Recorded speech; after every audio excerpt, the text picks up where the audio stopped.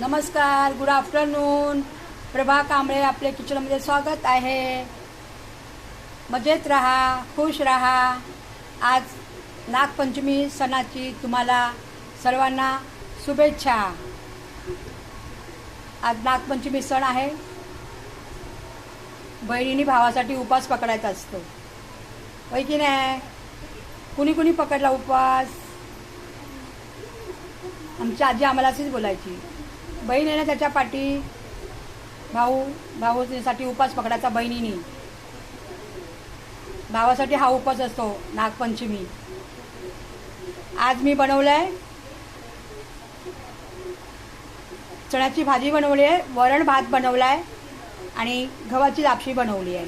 आज गोड पदार्थ बनवला आहे.